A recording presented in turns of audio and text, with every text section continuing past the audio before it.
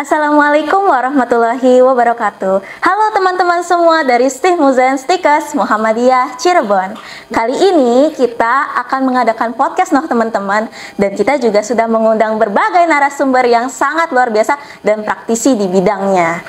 Nah, di sini ada Ibu Dr. Sri Maryanti MA selaku Ketua dari Komisi Penanggulangan AIDS di Kota Cirebon. Kemudian juga ada Dr. Eva Galia Yuninda MMRS selaku praktisi dari kesehatan yang berasal dari Rumah Sakit Cirema ya Bu ya? Betul. Kemudian juga ada Ibu Herlina S. Dewantara, psikolog yang telah menangani berbagai pasien dengan berbagai latar belakang.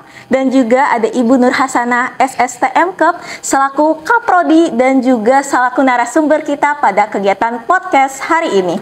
Dan juga tentunya ada partisipan ODA yang telah hadir bersama kita di sini yang bisa kita tanya jawab seputar dengan kasus HIV/AIDS dalam kegiatan podcast hari ini. Mohon izin ibu-ibu sebelumnya. Nah, teman-teman semua, kali ini untuk memperingati Hari HIV/AIDS sedunia, Stikes Muhammadiyah Cirebon mengadakan podcast di mana kita akan bincang tuntas mengenai HIV/AIDS yang sekiranya dialami oleh partisipan ODA, kemudian juga mungkin dialami oleh berbagai masyarakat yang ada di Indonesia ataupun mungkin yang ada di sekitar Jawa Barat, seperti itu. Nah, akan ada banyak pertanyaan menarik ibu-ibu yang akan mungkin sedikit menggelitik kita sebagai kaum awam, khususnya kami mahasiswa, terkait dengan HIV/AIDS seperti itu. Jadi sesi ini akan tentunya sangat seru untuk kita kupas sampai tuntas hingga akhir mengenai HIV/AIDS seperti itu. Nah, teman-teman semua stay tune terus sampai akhir, kita tonton podcastnya sampai selesai. Oke, Ibu, mungkin ya santai saja ya Bu ya.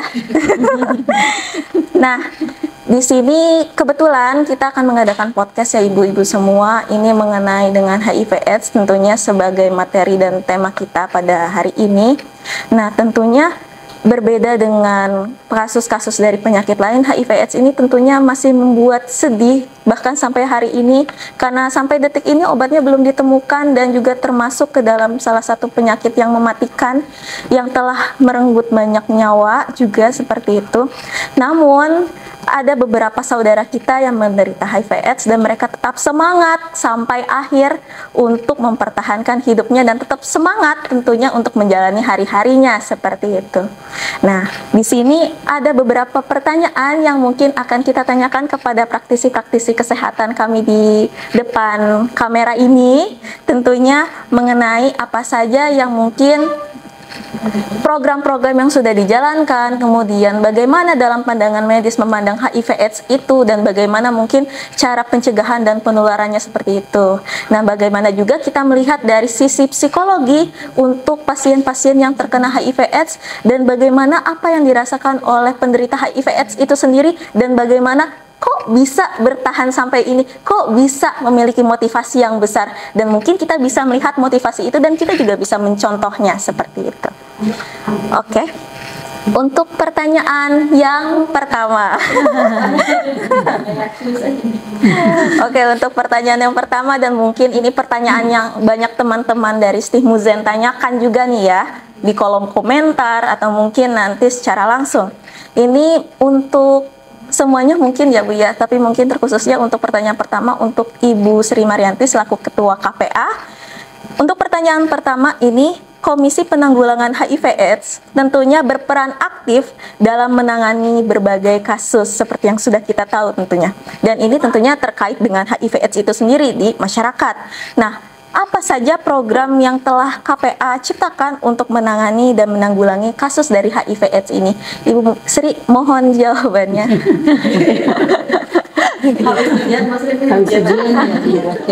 Baik, terima kasih. Assalamualaikum warahmatullahi wabarakatuh. Selamat pagi ibu sekalian yang luar biasa. Besok tanggal 1 adalah Hari AIDS sedunia yang tentu diperingati oleh hampir di seluruh masyarakat di lapisan dunia. Saya ini dulu ralat dulu karena sebetulnya ini urgent. Saya bukan ketua gitu. Karena ketua KPA-nya Pak Wali Kota gitu ya, dan saya hanya sekretaris beliau. Dan kalau melihat bahwa apa sih yang sudah dilakukan terutama oleh Komisi Pengawas Kota Cirebon. Kalau kita lihat dari tupoksinya sendiri bahwa Komisi Pengawas Kota Cirebon ini bertugas untuk melakukan koordinasi dan fasilitasi tentang penanganan HIV/AIDS di Kota Cirebon, perumusan kebijakan, kemudian juga mendukung pembentukan lembaga-lembaga swadaya masyarakat, kemudian juga kita melakukan upaya-upaya yang tentunya lebih banyak kepada bagaimana mensinergiskan antara dinas-dinas terkait dan juga komponen pentahelix ini berjuang bersama untuk melakukan upaya-upaya penanganan HIV/AIDS. Nah tentunya yang sudah dilakukan oleh Komisi Penanggulangan AIDS semuanya berakar kepada aturan hukum yang berlaku seperti itu, yaitu adanya Perda nomor 3 tahun 2015 tentang penanggulangan HIV/AIDS yang memang ini menjadi panduan bagi seluruh dinas OPD dan masyarakat kota untuk melakukan upaya penanggulangannya. Di dalamnya ada apa saja? Ada pencegahan, ada promosi, ada juga rehabilitasi yang salah satunya dilakukan oleh Rumah Sakit Ciremai, di mana kita juga sudah ada 22 puskesmas yang memang sudah melayani layanan HIV seperti itu. Jadi bahwa kami ini juga melakukan upaya-upaya evaluasi terhadap apa saja yang sudah dilakukan oleh komponen pentahelix termasuk perguruan tinggi hari ini seperti itu, karena memang HIV ini bukan urusan kesehatan belaka ya gitu, bahwa selesai orang minum obat periksa selesai, tetapi ada dampak-dampak lain atau unsur-unsur lain yang sebetulnya bisa menyertai, misalnya dari unsur sosial, pendidikan, ekonomi, dan juga upaya-upaya yang dilakukannya tentunya dengan upaya-upaya pendekatan baik secara medis, secara psikologis, dari sosial budaya, dan juga ada mitigasi dampak. Nah tentunya ini kami di Komisi Penanggulangan AIDS yang sekretariatnya, petugas sekretariat hanya berenam, kemudian keanggotaannya terdiri dari teman-teman dinas-dinas yang ada di lingkungan Kota Cirebon, tentunya berupaya untuk terus melakukan upaya penanggulangan AIDS supaya dilakukannya secara komprehensif, secara terencana dan secara terpadu, yang mana di tahun 2030 ini kan tidak boleh lagi ada HIV/AIDS, infeksi baru, tidak boleh ada lagi kematian karena AIDS, dan tidak ada lagi stigma dan diskriminasi. Nah tentunya ini kan bukan upaya yang kecil ya, tetapi upaya bersama yang memang harus dilakukan secara bersamaan seperti itu. Ya, terima kasih banyak Ibu Sri, jawabannya sangat memuaskan ya Bu ya. Nah, ini juga menjadi gambaran untuk teman-teman semua apa saja program-program yang sudah diciptakan oleh KPA. Tentunya KPA ini juga bersinergi dengan berbagai bidang terkait juga dengan kesehatan dan juga dengan sosial masyarakat sekitar mengenai HIV/AIDS ini. Karena tentunya di 2030 ini tentunya kita tidak ingin lagi sebenarnya ada HIV/AIDS itu. Nah, kemudian ini juga menyambung dengan pertanyaan Ibu Sri ya Bu ya. Bagaimana keterlibatan perguruan tinggi dalam pencegahan dan pengendalian HIV/AIDS di Stikes Muhammadiyah Cirebon. Nah, tentunya kan untuk Ibu, nah karena selaku Ibu Kapradi juga. Baik, terima kasih Karissa. Mohon izin Dokter, Bunda, Ibu, dan Bu Herlina yang sering kita adakan kegiatan-kegiatan. Karena mungkin dari tahun 2019 ya Bunda ya, 2019 itu Stikes Muhammadiyah Cirebon berkomitmen dalam bersinergi untuk melakukan penanganan, pencegahan dan penanggulangan HIV/AIDS khususnya di Kota Cirebon. Waktu itu pernah kita ngadain khas di sini ya, pernah. Itu di sini tempatnya dan berkelanjutan gitu, sampai kita juga pernah diajak ke Bandung untuk melakukan perumusan strategi di mana perguruan tinggi harus terlibat. Filosofinya Karissa, jadi Stikes Muhammadiyah Cirebon itu menciptakan lulusan nakes ya tenaga kesehatan yang tentunya tidak bisa memilih gitu siapa pasiennya, ada di garda terdepan. Makanya di sini dari kurikulum yang kita ciptakan 2019 itu bagaimana nakes ini, calon-calon nakes ini kita siapkan untuk penanganan, terutama mungkin stigma dan lain sebagainya itu sudah include Sehingga program ini di PUK kita turun kepada strategi dan turun kepada akhirnya kurikulum dan pembelajaran, sampai waktu itu keterlibatan ODA, beberapa mahasiswa dan dosen juga ikut sebagai relawan di KPA, penelitian di KPA gitu, terus ikut pengabdian masyarakat di Catin ya Bunda ya, bersama Kelurahan Harja Mukti, dan mengikuti kegiatan-kegiatan seperti ini. Begitu mungkin. Kami terima kasih sekali juga karena KPA sangat welcome sekali. Waktu itu pernah di sini ya Bun ya, Mardika itu penyusunan proker ya Bun ya. Iya, proker untuk beberapa tahun keterlibatan ini kami sangat suka sekali. Kemudian juga klinik depan, klinik Akbid Muhammadiyah Cirebon juga menjadi satu percontohan yang di pelayanan tahap klinik pertama gitu. Dan sini berlanjut. Ibu juga sering ada di kelas, pernah kita bawa ke kelas, kemudian testimoni dan lain sebagainya. Terima kasih banyak Ibu Nurhasana atas jawabannya ya teman-teman. Jadi jangan ragu-ragu untuk kuliah di Stikes Muhammadiyah Cirebon karena memang kampus kami selain memang langsung ya. Karena memang selain kampus kami ini adalah kampus yang beda, tentunya kami juga sudah bekerja sama dengan berbagai pihak, salah satunya pihak KPA untuk mendukung tentu program dari pencegahan HIV/AIDS ini. Nah, oke ya teman-teman ya, balik lagi ke topik.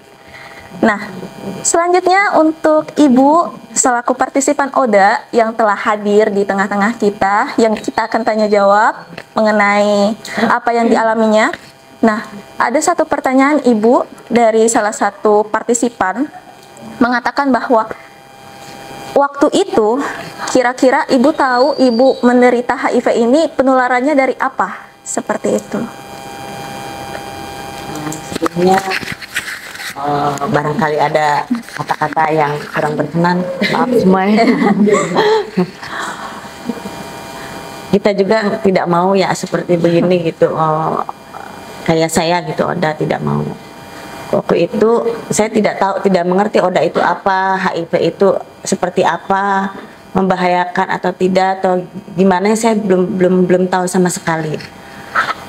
Saya memang nikah terus gitu. Setelah cerai, nikah, cerai, nikah gitu. Nah, setelah nikah ke suami ketiga, meninggal. Meninggalnya itu waktu itu kelenjar paru. Saya tidak tahu bahwa dia tuh punya HIV, nggak tahu.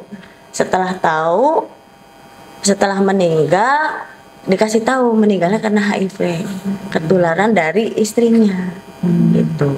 Saya lempeng aja gitu, maksudnya nggak takut ketularan atau apa, enggak, karena tidak mengerti waktu itu, tidak mengerti tertular atau tidak atau gimana, saya tidak mengerti. Nah, meninggal, setelah meninggal berapa tahun kemudian saya nikah lagi. Nah, setelah nikah yang keempat aku hamil. Nah, setelah hamil itu baru ketahuan gitu. Karena mungkin dicek darah apa dan sebagainya, saya mengidap HIV gitu.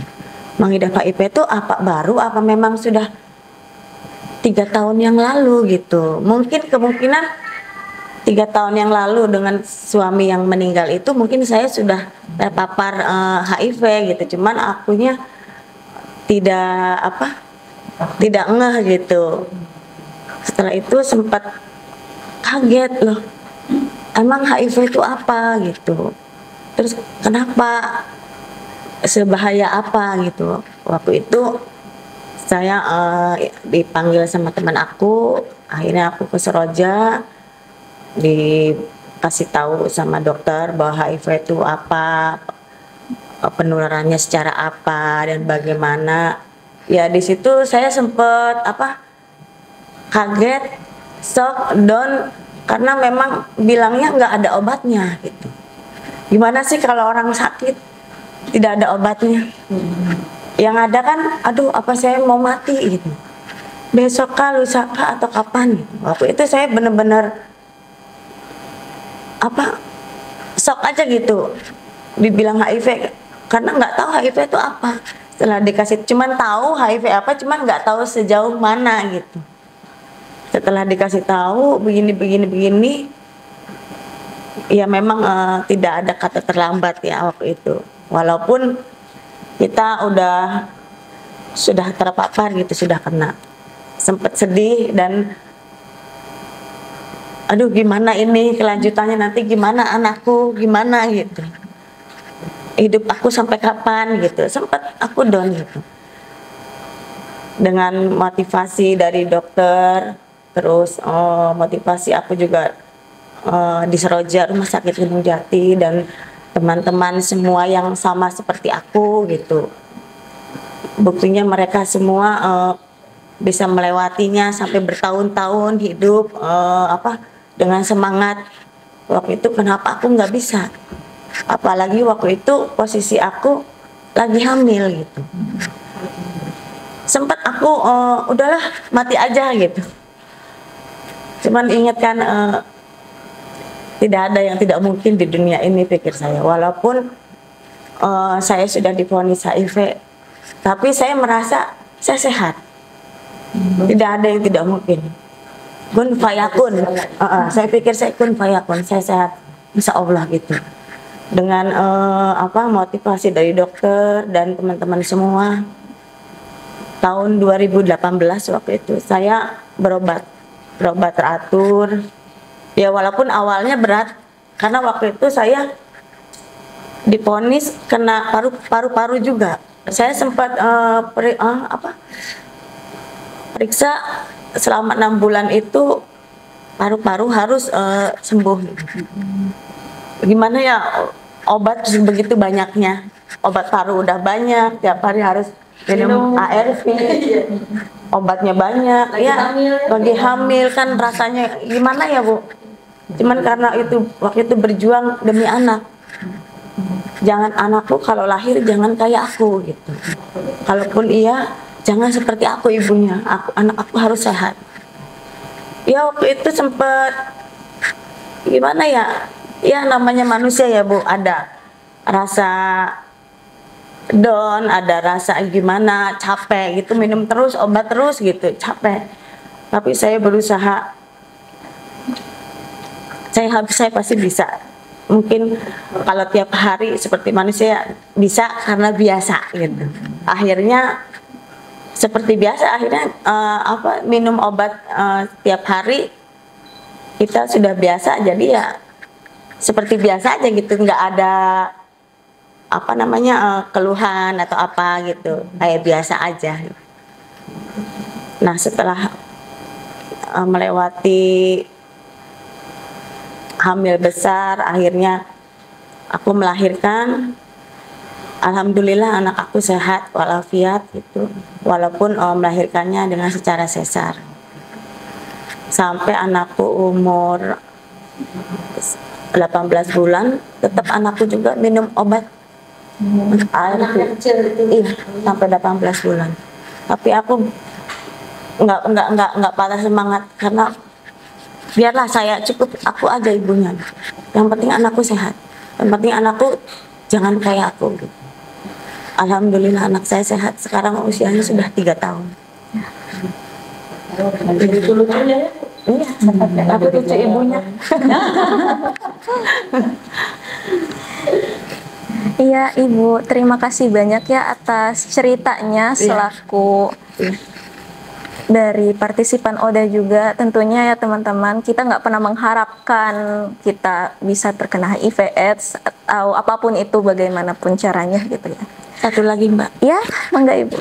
Kalau bisa dalam kehidupan ini nikah cukup 1 kali. Jangan kayak saya nikah lagi nikah, yang akhirnya kan kita tidak tahu pasangan kita seperti apa memang sudah terpapar HIV, kita kan tidak tahu, masa mau tanya gimana, kan kita tidak tahu ya, gitulah. Makanya kalau bisa nikah cukup 1 kali, setia sama pasangan gitu. Iya, jangan ganti-ganti pasangan. Keempat ya Bu ya? Sekarang nikah yang kelima. Oke, ini teman-teman juga jadi salah satu penjelasan juga ya, bahwa memang HIV/AIDS ini tidak hanya akan terkena kepada orang yang mungkin hubungan seksualnya di luar nikah atau bagaimana. Karena ini kita mendengar secara langsung dari partisipan ODA bahwasanya ya sudah menikah pun masih ada resiko tinggi untuk terkena HIV AIDS ini. Nah, ini akan connect dengan pertanyaan yang akan disampaikan kepada dokter mengenai apa saja penyebaran dan juga cara untuk menangani dari HIV AIDS ini seperti itu. Dalam pandangan medis, dokter? Saya pinjam lagi ini. Oke, jadi HIV itu kan dia virus ya. Virusnya menyerang kekebalan tubuh. Kekebalan tubuh pasien turun, kuman virus dari luar gampang masuk ke dalam tubuh dan mengakibatkan muncul gejala. Kumpulan gejala itu disebut AIDS. Nah, itu sebagai pengantar tuh. Bagaimana penularannya? Ada 4 cairan tubuh yang bisa mengakibatkan penularan. Yang pertama cairan sperma, yang kedua cairan vagina, darah, dan ASI. Jadi 4 cairan ini yang berperan dalam penularan HIV ketika terjadi pertukaran cairan. Kemudian tadi sebenarnya ada sama seperti Bunda Sri, ada sesuatu yang menggelitik sekali buat saya. Jadi tadi sempat disebutkan bahwa HIV itu tidak ada obatnya. Nah, sebenarnya teman-teman, HIV itu ada obatnya. Namanya ARV, antiretroviral. Nah, obat ARV itu yang menjadi pegangan kita nih untuk pasien-pasien, teman-teman ODIF bisa meningkatkan kualitas hidupnya sama seperti orang normal. Jadi dengan penggunaan ARV yang tepat, dengan kepatuhan yang tinggi, sebenarnya tidak ada bedanya pasien-pasien HIV dengan orang yang tidak terinfeksi. Dalam artian apa? 1, bisa tidak pasien HIV itu menikah? Bisa, pasangannya bisa tetap negatif. Apakah bisa punya anak yang negatif? Bisa, dengan pengobatan yang tepat, dengan kepatuhan yang tinggi. Jadi dengan pengobatan pasien HIV itu tidak ada bedanya dengan orang yang tidak terinfeksi. Tuh. Kalau ditanya bagaimana pencegahannya, biasanya kita ABCDE ya. Di mana-mana pencegahan HIV itu ABCDE. A-nya adalah abstinensia. Jadi tidak melakukan hubungan seksual beresiko sebelum waktunya. Nah, kalau dibilang, oh artinya kalau sudah menikah juga bisa tertular. Betul. Pastikan diri kita sendiri sehat. Kalau perlu rutin screening tidak ada masalah. Boleh. Yang kedua, tadi kata Mbak Emi, tidak berganti-ganti pasangan ya Mbak ya, cukup satu aja. Setia sama satu pasangan. Yang ketiga, C adalah kondom. Jadi bagi masyarakat atau orang-orang di luar sana yang memang aktif secara seksual tetap harus menggunakan kondom untuk mencegah penularan dari HIV. Kemudian yang keempat adalah D, do not inject. Jadi jangan menggunakan jarum suntik yang tidak steril atau menggunakan jarum suntik tapi bergantian. Gitu, itu sangat berbahaya. Yang terakhir adalah E, edukasi. Edukasi yang tepat, misalnya kayak podcast ini nih. Nah, ini sangat berperan penting. Jadi masyarakat tahu bagaimana sih penyakit HIV itu bisa menular sehingga bisa membatasi diri, bisa memproteksi diri sendiri dari penularannya. Gitu Karisa. Ya, terima kasih banyak dokter, karena memang ya teman-teman banyak informasi yang simpang siur juga yang mengatakan bahwa oh HIV/AIDS tidak ada obatnya, oh kita harus menjauhi pasien supaya tidak terkena, padahal tidak seharusnya seperti itu. Enggak. Karena sebenarnya yang menularkan HIV itu adalah kontak seksual, bukan kontak sosial. Jadi itu kenapa kita nggak boleh menjauhi pasien. Saya ketemu pasien HIV, jabat tangan, nggak pakai sarung tangan. Cipika-cipiki sama Mbak Emi, nggak ada masalah. Karena kontak sosial itu tidak menyebarkan. Tapi pertukaran cairan tubuh yang 4 tadi, itu yang bisa menjadi sumber penularan HIV. Gitu. Ya, terima kasih banyak dokter atas penjelasannya ya. Teman-teman tentunya teman-teman udah ada bayangan sendiri ya, apa saja penularan dari HIV/AIDS. Nah, mungkin kalau misalnya nanti ada baca berita atau informasi di internet yang mungkin tidak sesuai dengan apa yang dokter sampaikan, mungkin bisa dikaji lagi terlebih dulu apakah informasi yang disampaikan itu benar ataukah tidak, seperti itu.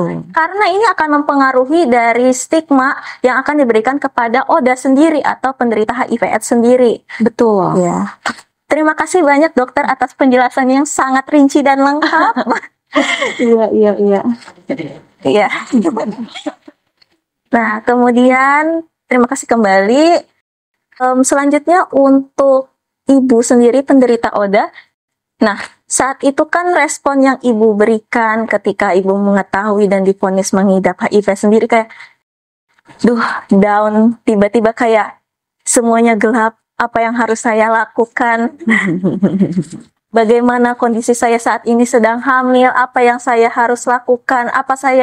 Pokoknya apa-apa dan apa, pertanyaan-pertanyaan itu akan terus ada seperti itu. Dan mungkin ini juga dirasakan oleh penderita HIV/AIDS yang mungkin ada di kalangan masyarakat juga, mungkin juga rekan-rekan dari Stimuzen juga ada yang mengalami kasus yang serupa. Nah, kira-kira saat itu, ketika ibu mengetahui ibu menderita HIV/AIDS seperti itu atau menderita HIV seperti itu, apa yang ibu lakukan ketika ibu mengetahui saya divonis HIV, kemudian ibu ada kembali ke masyarakat, ibu tinggal seperti biasanya, seperti itu berbaur dengan orang-orang.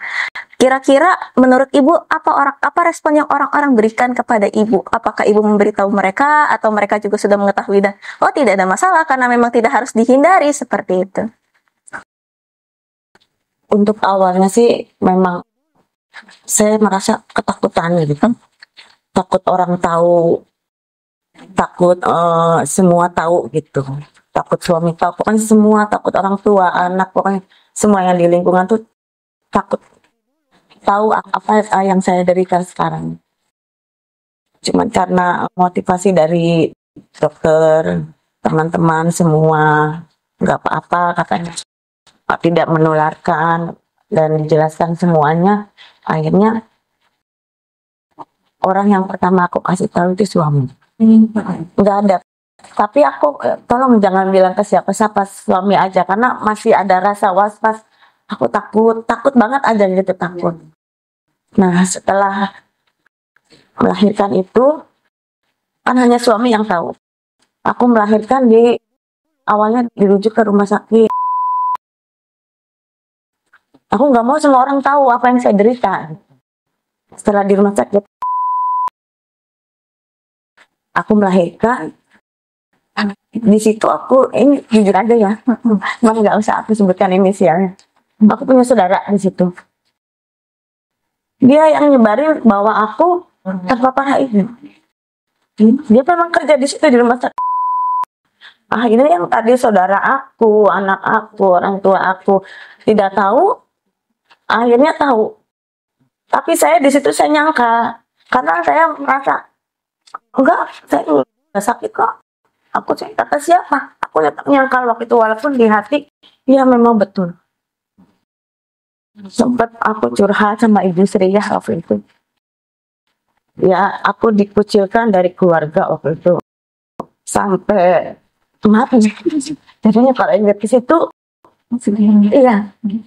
Karena saudara aku tuh, setelah aku melahirkan tuh merasa, mungkin melihat aku terpapar itu tuh, sampai aku melahirkan tidak ada yang nengok satupun.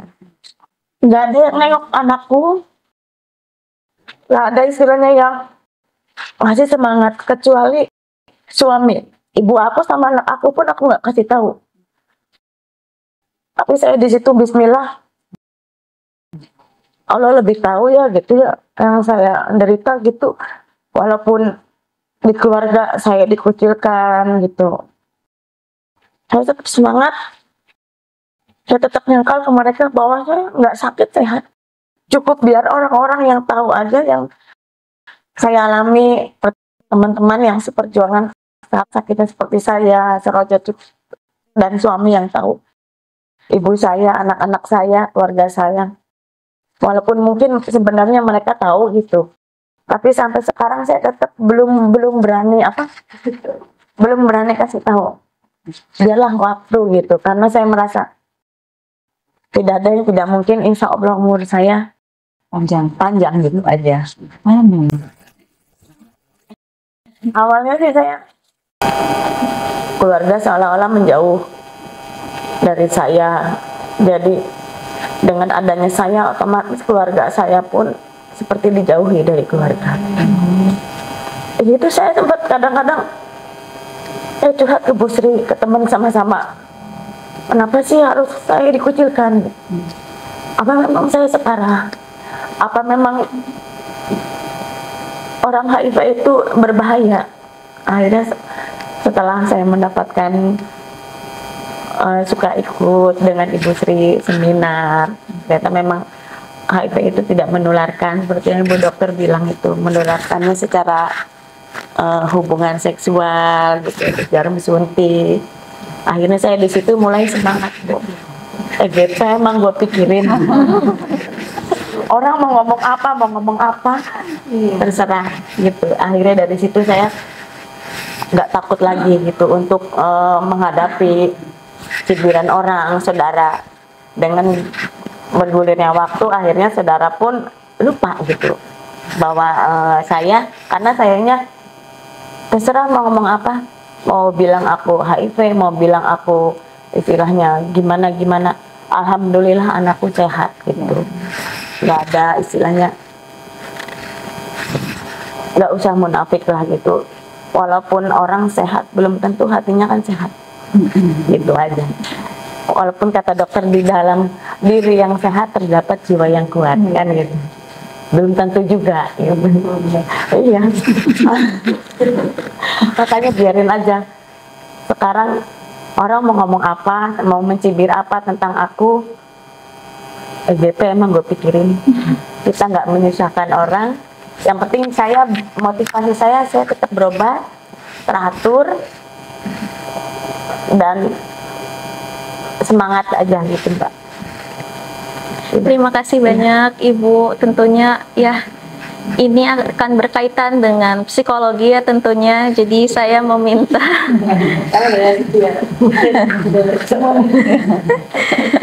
meminta tanggapan Ibu Herlina selaku psikologi yang sudah menangani banyak kasus tentunya.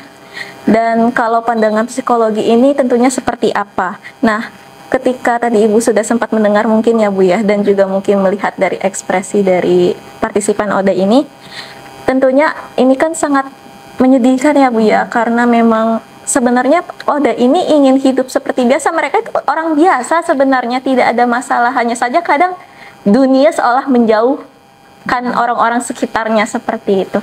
Nah, kira-kira untuk dampak psikologis dari seseorang yang terkena HIV/AIDS ini melalui kesejahteraan mental ini bagaimana dalam pandangan psikologi, dan juga mungkin tantangan Ibu sendiri selaku psikologi terhadap mungkin kasus-kasus seperti ini itu bagaimana Ibu? Oke, terima kasih Karisa. Terima kasih juga kita sudah mendengar pagi ini. Ini tadi kita udah mendengarkan semuanya nih uraiannya. Jadi kalau dengar Mbak Emi udah jelas ya, kalau dampak psikologisnya tuh udah jelas terasa banget bagi penderita HIV ya.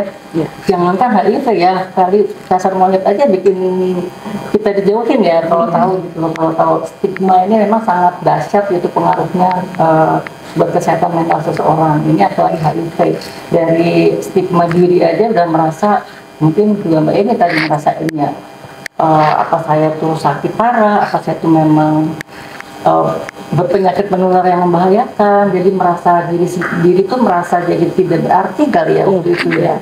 Gitu. Terus juga dari stigma sosialnya. Nah ini kalau yang bekerja mungkin juga ada tuh di stigma pekerjaan itu dijauhi, dikucilkan. Nah itu memang dampak psikologis yang terasa bagi penderita yang terkena atau resiko HIV. Nah ini juga mungkin Karisa, Ibu boleh cerita yang kasus lain juga ya? ini udah lama seperti itu. Ada klien Ada klien yang terkena HIV juga. Nah biasanya yang seperti ini tuh dampak tuh udah pasti tadi tuh perasaan ingin meninggal aja, ingin mati aja. Ya kan ini udah gejala-gejala untuk depresi ya, itu gejala-gejala depresi, udah merasa hidup sudah tidak ada artinya, mau keluar juga jadi takut ya, buat berinteraksi sosial juga jadi ragu-ragu, apalagi dari pandangan. Mungkin orang nggak ngomong ya, orang tuh nggak ngomong apa-apa, tapi dari tatapan gitu kan, dari tatapan itu juga membuat dari penderita HIV ini menjadi tidak nyaman. Dan psikologisnya udah jelas itu depresi tuh Karisa, depresi udah pasti ada, dan kecemasan juga. Nanti tadi tuh seperti yang dialami sama Mbak Emi tadi, nanti masa depan saya gimana, masa depan anak saya gimana. Nah ternyata kan ini setelah berjalan 5 tahun ya, 5 tahun ternyata baik-baik saja. Nah itu karena apa? Karena ada dukungan sosial dari sekeliling. Mungkin kalau nggak ada Bunda Tri kali nggak tahu dia. Alhamdulillah. KPA luar biasa sih. Nah itu juga nanti kan bisa dari depresi, kecemasan, terus dia jadi merasa hidup tidak berarti, terus artinya juga dia ada masalah lagi nanti dari interaksi sosial karena mengurung diri, nggak mau keluar dengan pandangan-pandangan orang yang memandang dia negatif seperti itu. Jadi dukungan sosial itu memang sangat penting sekali bagi penderita HIV. sama seperti kasus yang ibu dapat ini. Oh iya, itu kalau kasus itu benar-benar dari keluarga ya. Jadi dia memang tadi betul tuh Mbak ini benar. Cukup setia dengan satu pasangan. Hashtagnya ya, setia satu pasangan. Jadi kalau ada yang resmi jangan ada yang nggak resminya. Setia satu pasangan itu buat kesehatan mental juga gitu. Nah itu dari kasus klien saya itu dia datang udah kelihatan nih kalau dia tuh memang punya kasus sama ya dari dari gaya gitu. Jadi dari masuk dia udah bicara cara lu udah kelihatan, dan dia juga langsung mengaku, datang tuh udah langsung, ibu saya gay, jadi dia langsung bilang seperti itu gitu. Tapi saya konsultasi bukan karena saya gay gitu, jadi dia konsultasi itu karena merasa depresi dengan sikap dari keluarganya, keluarga terdekat, dari orang tua, dari kakaknya gitu. Jadi dia benar-benar depresi karena perlakuan orang-orang yang dianggap dia kan, ini kan keluarga saya gitu loh, keluarga saya aja memandang saya seperti ini, gimana di luar sana kayak gitu. Nah itu jadi konsulnya bukan ke gaynya, karena dia tidak memasalahkan gaynya, saya nggak apa-apa seperti ini, saya juga tidak minta begini gitu. Tapi saya begini, ya udah saya hanya mau konsultasi bagaimana mengatasi rasa depresi saya karena perlakuan dari orang-orang sekitar saya yang paling dekat gitu. Jadi memang itu mungkin juga belum ada edukasi yang bagus ya buat keluarga, sampai si anak itu jadi depresi. Anaknya udah lulus kuliah sih, udah lulus kuliah, udah kerja, dan kerjanya tuh bagus tuh, sampai dia tuh disuruh kos pada rumahnya tuh sama-sama di Cirebon gitu. Jadi itu kan sangat bikin mungkin jauh banget ya buat dia sih, udah dia gay aja juga mungkin pandangan orang berbeda, dan itu dia HIV, stigma dari keluarga, perlakuan keluarga, sikap keluarga membuat dia tidak nyaman juga gitu. Jadi dengan adanya dukungan psikologis dari komunitas, apalagi sekarang temanya kan ya, tema HIV sekarang kan biarkan komunitas yang memimpin. Nah itu komunitas memang perannya sangat besar untuk membuat HIV ini jadi berkurang nanti mungkin hilang juga gitu, dengan edukasi yang tepat seperti stikas ini, stikas sama dia. Iya Ibu, terima kasih banyak atas tanggapannya dalam sisi psikologi ya Bu ya, mengenai apa kemungkinan yang dirasakan oleh penderita HIV/AIDS dalam pandangan psikologi dan kesehatan tentunya. Dan juga terima kasih sekali lagi atas penjelasan yang sangat luar biasa mengenai kasus tersebut, yang mungkin kalau misalnya kita lihat juga di umum di lingkungan masyarakat gitu, kita tidak menutupi bahwasannya memang orang-orang yang gay ataupun orang-orang yang lesbi itu juga banyak di sekitar kita, dan juga itu jadi yang membuat angka dari HIV/AIDS ini meningkat, karena mungkin ya mereka selain memang satu pasangan gitu, juga ada juga yang mengatakan bahwa orang ini terkena, orang ini tidak terkena gitu. Jadi misalnya laki-laki dengan laki-laki, jadi kemungkinan tidak akan mengeluarkan seperti itu karena tidak ada pengeluaran cairan atau apa seperti itu Ibu. Nah mungkin kira-kira kalau dalam hal kesehatan seperti itu tuh bagaimana ya Bu untuk menyikapinya?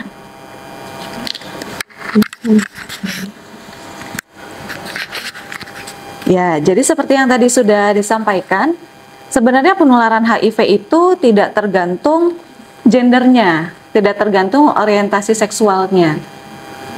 Selama ada pertukaran cairan, kalau ada sperma, mau sperma dengan sperma, sperma dengan cairan vagina, yang manapun selama ada virus HIV di situ dan ada pertukaran cairan, tetap bisa terjadi penularan.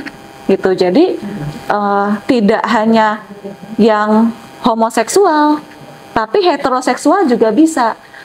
Dalam kasusnya Mbak Emi ini kan sebenarnya heteroseksual, ya kan ya Mbak ya, dengan suami gitu, heteroseksual. Jadi memang bukan hanya pasangan satu jenis saja, tapi yang berbeda jenis kelamin juga bisa menjadi sumber penularan apabila memang ada virus HIV di sana. Bagaimana kami menyikapnya? Tentunya kalau mencegah penularan, nomor satu dengan edukasi dulu. Yang kedua, apabila sudah tertular, ya kita obatin. Yang tadi dengan ARV. Pengobatan dengan ARV selain juga kita programnya untuk pasiennya sendiri, jadi pasiennya tidak menjadi sumber penularan, kualitas hidupnya meningkat. Juga ada program pencegahan penularan dari ibu ke anak. Jadi ketika perempuan hamil dengan HIV positif, kita harapkan dengan program ini anaknya tidak ikut tertular. Ibunya juga bisa lebih sehat lagi gitu. Jadi teman-teman perlu diingat ya, kalau untuk penularan HIV/AIDS ini tidak hanya karena satu jenis pasangan saja, tidak hanya karena dia gay ataupun dia lesbi. Bahkan untuk orang yang sudah menikah pun, untuk kemungkinan atau presentase terkena HIV-nya juga tinggi. Karena itu diperlukan screening ya Bu ya, sebelum menikah untuk bisa mengetahui apakah pasangan kita ini mengalami atau bahkan kita sendiri pun mengalami seperti itu. Oke, terima kasih banyak Ibu Dokter. Selanjutnya, karena sudah membahas mengenai dari sisi medis, dalam sisi psikologi, tentunya kita ingin kembali lagi kepada Ibu Sri nih Bu. Karena sebelumnya untuk pertanyaan pertama, apa saja yang program yang sudah diciptakan oleh KPA? Kalau sejauh ini dari tahun 2022 sampai saat ini, kira-kira apakah untuk program-program KPA ini itu sudah bisa meningkatkan presentase dari penurunan angka HIV/AIDS seperti itu Ibu dalam sisi KPA dari Kota Cirebon itu? Ya, baik, terima kasih. Ya, memang kalau bicara menurunkan, saya pikir hari ini kita belum ke sana ya, karena memang kita sampai hari ini kita masih bagaimana membongkar fenomena gunung es itu sendiri, sehingga kita berharap bahwa dengan terus kita membongkar, maka akan terus banyak ditemukan kasus dan stop di 2030. Seperti itu, karena tentunya kalau kita cerita misalnya di tahun kemarin kita naik 100% gitu kan. Kenapa bisa naik 100%? Karena memang teman-teman LSM ini luar biasa, screeningnya di mana-mana juga luar biasa. Betul. Ibu hamil, kemudian juga di Pasien TB, kemudian juga di rutan, di lapas, di semua komponen, juga ada di tempat kerja ya, karena memang juga ada kebijakan tentang penolakan di tempat kerja. Saya kira yang tadi saya sampaikan, ketika kita lakukan screening secara serentak, secara masif, kita bongkar gunung es, betulnya berapa banyak gitu kan kasus. Walaupun hari ini kita tahu di Kota Cirebon ini kan sudah 2.865. Tapi saya pikir apakah itu masih gunung es gitu, bisa jadi di bawah kan jauh lebih banyak. Kenapa? Karena Kota Cirebon ini walaupun kotanya kecil, tapi kita ini kan sebagai kota yang memang menjadi kota tujuan ya, bukan lagi kota transit, tapi kota tujuan. Dia berusaha, dia kuliah, kemudian dia melakukan banyak pekerjaan. Saya kira ini juga menjadi tantangan sendiri bagi Kota Cirebon yang hanya mungkin satu kecamatan di salah satu kabupaten di salah satu provinsi gitu, tetapi walaupun kita ini paling sedikit dibandingkan dengan penduduknya dibandingkan dengan wilayah sekitar, tetapi kompleksitas permasalahannya tinggi karena semua ada di sini. Sekolah, pendidikan, ekonomi, sosial, budaya dan ada di sini, sehingga tentunya kalau bicara soal bagaimana kasus ini akan terus, saya juga dengan teman-teman LSM, dengan komunitas hari ini terus bergerak menggerakkan semua orang yang tadi disampaikan oleh Dokter Eva, bahwa siapapun yang beresiko harus segera tes deh.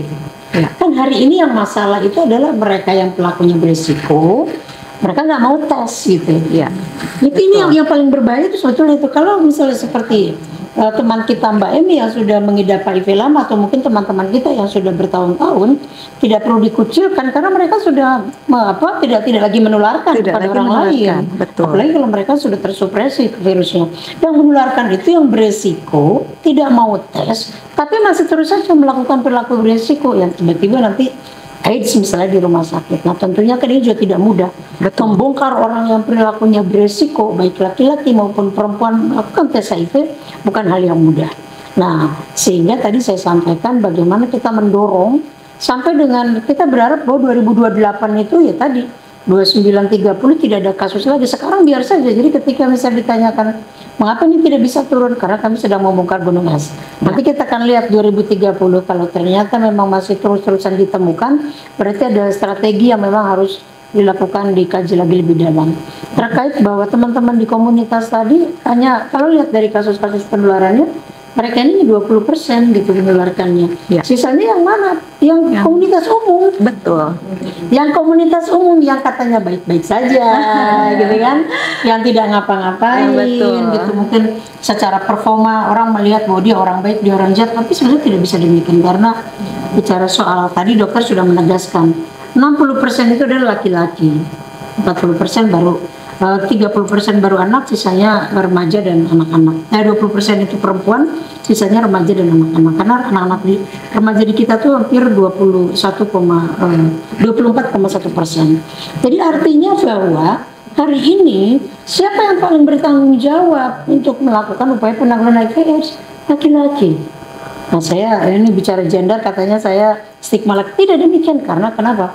Karena laki-laki lah yang paling punya kuasa untuk dia membeli seks atau dia tidak melakukan perilaku berisiko, karena laki-laki punya tanggung jawab untuk melindungi anak dan perempuan terhadap penularan HIV. Terlebih lagi tadi mereka yang sudah berumah tangga, kan bagaimana rumah tangga sakinah mawaddah warahmah itu kan salah satunya bagaimana menyelamatkan istri dan anak-anaknya dari hal-hal yang tentunya membahayakan. Jadi saya mengajak, karena kenapa saya sampaikan begini, pelibatan laki-laki masih sangat sedikit. Betul. Kalau kita datang ke satu tempat, kemudian mau cek HIV, yang duduk banyak diam itu dilihat perempuan, laki-laki kabur semua kan. Alasannya mau merokok, modelnya sebagainya. Ini tentunya saya juga mendorong terlebih lagi di semua komponen ini kan sudah ada. Di tempat kerja sudah ada aturannya. Di Permenhan sudah ada aturannya tentang penanggulangan HIV/AIDS. Saya kira karena memang ini semua mendorong, tinggal bagaimana kesiapan dari masing-masing instansi untuk bisa menyiapkan supaya kalaupun di institusinya itu ada orang yang terinfeksi HIV, stop di situ saja, tidak bertambah lagi. Itu yang lagi kita upayakan di penciptaan lingkungan yang kondusif. Bagaimana kita mengajak seluruh komponen tokoh masyarakat, tokoh agama, kemudian juga organisasi masyarakat, mungkin nanti akan kita lakukan di Desember ini, supaya mereka sama-sama berkomitmen untuk melakukan upaya pencegahan penularan HIV secara bersama-sama. Begitu, Teresa. Oke, terima kasih banyak Ibu. Nah, kita udah ada gambaran lagi ya teman-teman terkait apa saja program yang sudah dilaksanakan oleh KPA, tentunya karena untuk menurunkan angka dari penderita HIV/AIDS ini tuh tentunya nggak bisa langsung serta-merta hilang dalam satu malam seperti itu. Ada proses yang harus terkaji, ada proses yang harus direncanakan untuk bisa mencakup dan menjangkau semua lini masa masyarakat seperti itu untuk para penderita dari HIV/AIDS. Nah, menyambung dari pertanyaan Ibu Sri tadi, ada untuk Ibu tentunya. Iya. Tadi Ibu Sri sempat menyinggung mengenai peran instansi, tentunya sebagai Stikes Muhammadiyah Cirebon sebagai instansi pendidikan yang terfokus dalam bidang kesehatan, tentunya Ibu sebagai Kaprodi dari kebidanan ini kira-kira apakah sudah merencanakan atau mungkin meregulasikan mengenai kira-kira program apa saja yang bisa diterapkan kepada masyarakat terkait dengan pencegahan atau penularan atau edukasi mengenai HIV/AIDS itu? Baik. mulai ditetapkan SK kerjasama dengan KPA. Mulai saat itu Situs Muhammadiyah Cirebon memang berkomitmen itu terus bersinergi dalam penanggulangan dan pencegahan HIV ini. Dokter maupun Bu Herlina dan Bu Emi, kita sudah membentuk Satgas bukan penanggulangan HIV itu sudah di SK-kan dari tahun 2019.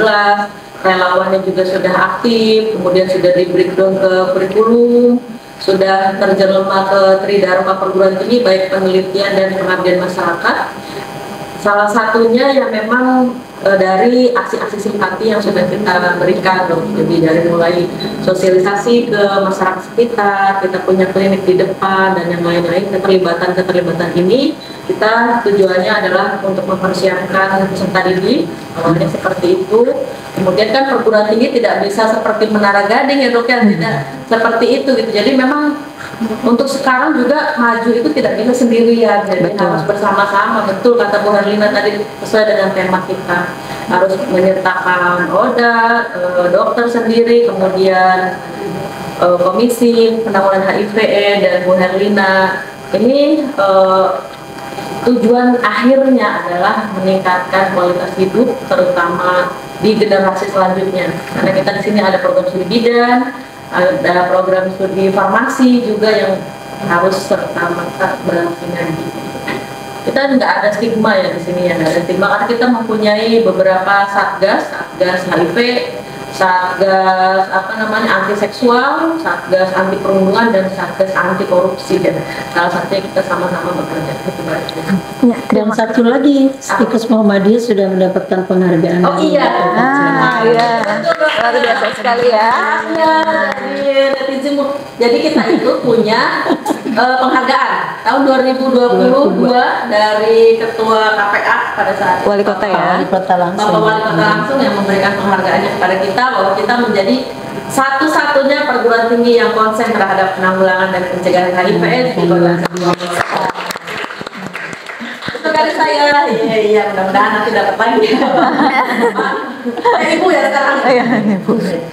Oke, Ibu Nurhasanah, terima kasih banyak atas pemaparannya mengenai program-program apa saja terkait dengan HIV/AIDS yang mungkin sudah dijalankan oleh Stikes Muhammadiyah Cirebon.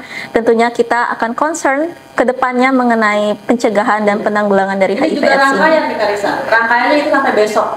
Sekarang ada podcast yang panel seperti ini, kemudian besok itu kita ada sosialisasi ke sasarannya remaja.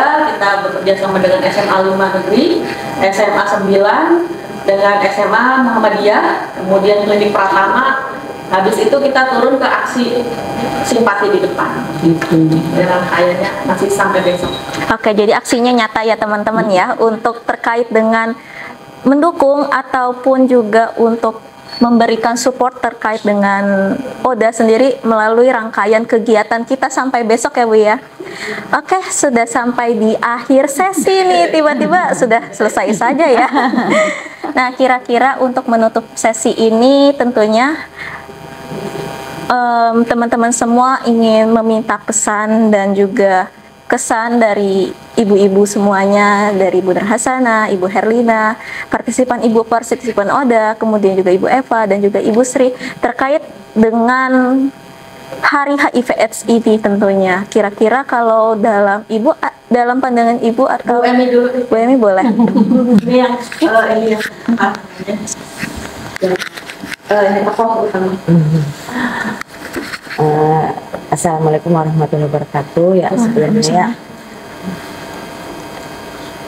kita sesama kayak saya gitu, sesama yang sudah terdampak HIV gitu, tetap semangat. Jangan lupa, jangan sampai putus harapan. Tetap minum obat ARV gitu. Udah itu. Dan jangan lupa tingkatkan iman dan takwa. Udah cukup. Mantap banget ya motivasinya ya. Terima kasih banyak Ibu. Nah, kira-kira kalau dari Dokter Eva, motivasi apa nih Ibu yang bisa diberikan kepada mungkin masyarakat yang mungkin saat ini juga menderita HIV/AIDS seperti itu?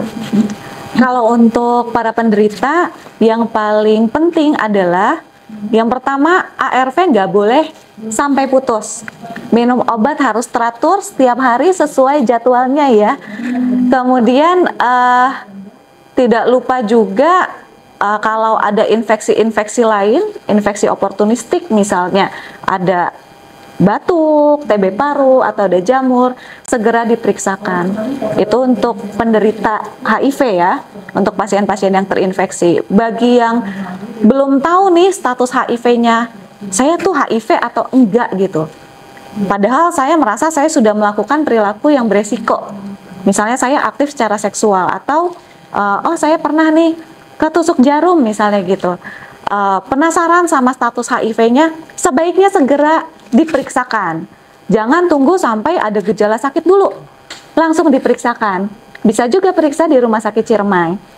Kemudian tentunya dengan tema hari ini bergerak bersama dengan komunitas, kita juga tidak sendirian.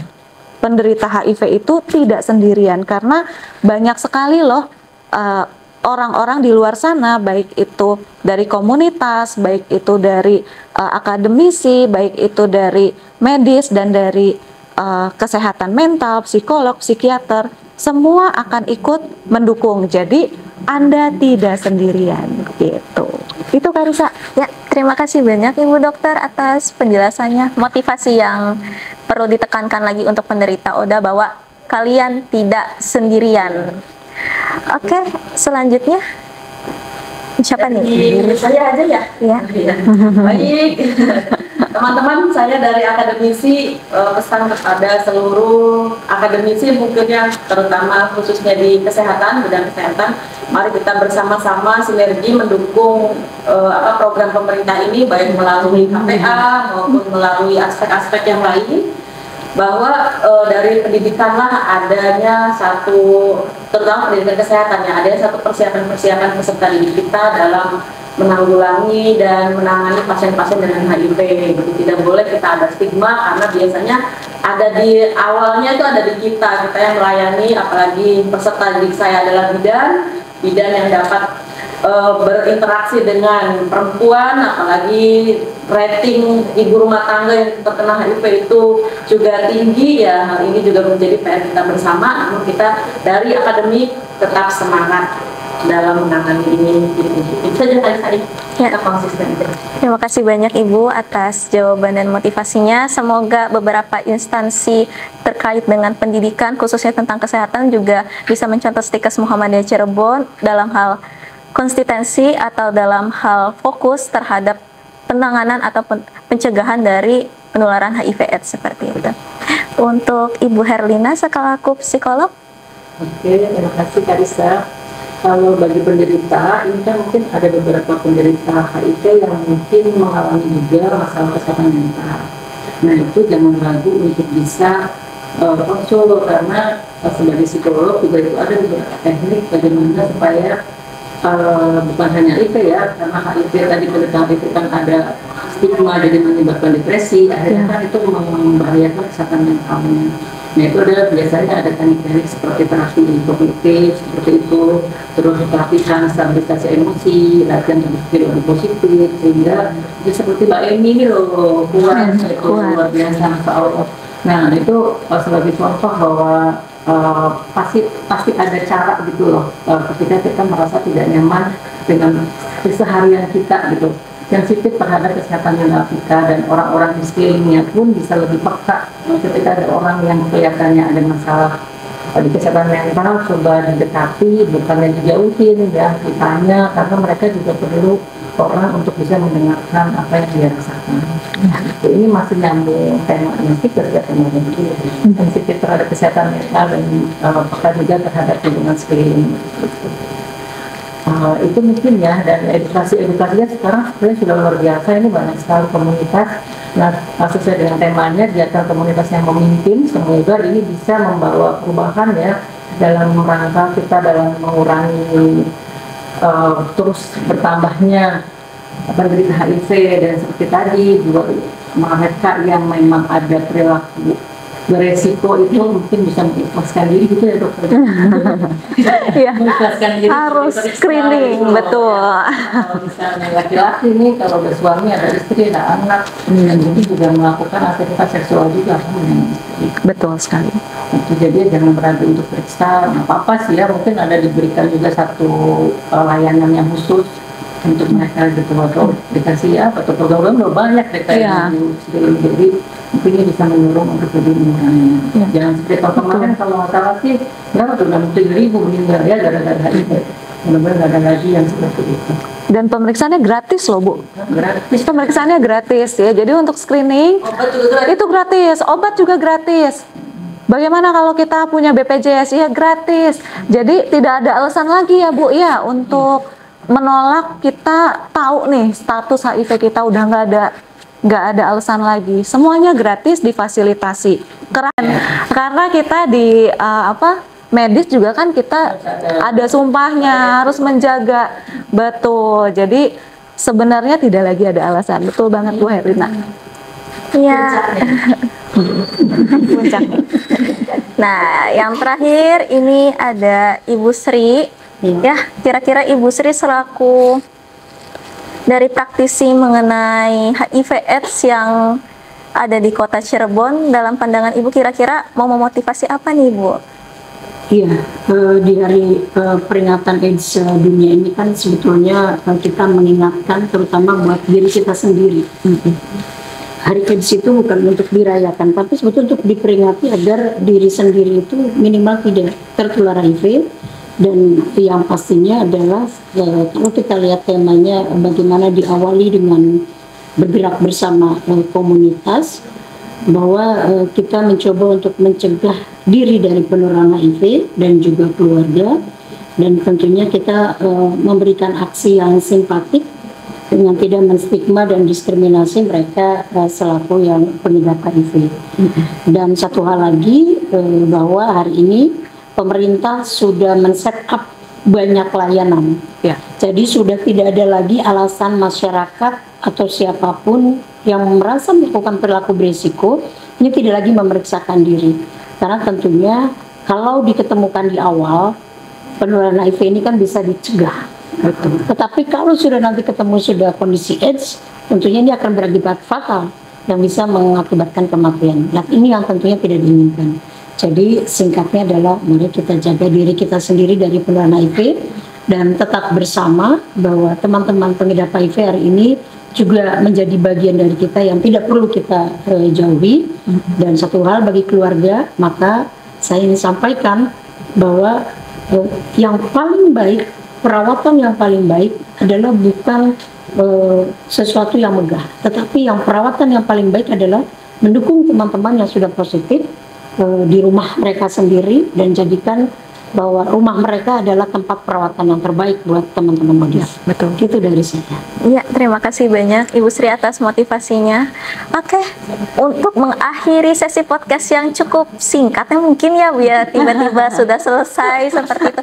Tentunya sebenarnya masih banyak yang ingin ditanyakan, tapi mungkin akan kita rangkum untuk pertemuan atau mungkin untuk sesi selanjutnya. Ya, terima kasih banyak Ibu semuanya, para tamu dan juga para narasumber tentunya yang telah hadir dalam kegiatan podcast kita pada hari ini. Tentunya sudah banyak informasi dan juga banyak pengetahuan yang kita dapatkan tentunya terkait dengan HIV/AIDS, dan semoga untuk para penderita ODA di luar sana, untuk Ibu juga selaku penderita ODA bisa selalu diberikan kesehatan dan juga kebahagiaan. Serta juga diharapkan kepada masyarakat untuk tidak menjauhi penderitanya, karena tidak hanya kesehatan fisik saja yang terganggu, psikologi pun juga akan mempengaruhi. Dan kebanyakan presentasenya malah diberikan oleh orang-orang luar, bahkan keluarga, tetangga, seperti itu. Jadi diharapkan podcast ini bisa sedikit membuka celah pikiran bahwasannya untuk penderita HIV/AIDS ini tidak seharusnya ditinggalkan, karena kita bersama mereka bisa bersama-sama. Oke, terima kasih banyak para narasumber, para praktisi kesehatan, dan juga Ibu selaku perwakilan dari Komisi Penanggulangan dan Pencegahan AIDS sendiri yang telah hadir. Terima kasih banyak atas waktu yang telah diberikan. Semoga selalu dalam keadaan sehat Ibu kedepannya, dan semoga kita bisa bertemu kembali di kesempatan selanjutnya. Ya, amin. Terima kasih banyak, dan juga terima kasih juga kepada teman-teman Stimuzen yang telah menonton dan juga menyaksikan podcast ini hingga akhir. Tentunya kita akhiri kegiatan podcast ini dengan membaca Alhamdulillah bersama-sama. Alhamdulillahirrahmanirrahim. Terima kasih banyak. Nantikan terus kegiatan podcast-podcast selanjutnya yang akan diadakan oleh Stikes Muhammadiyah Cirebon dalam rangkaian acara dari kegiatan untuk memperingati Hari HIV/AIDS sedunia di tahun 2023 ini.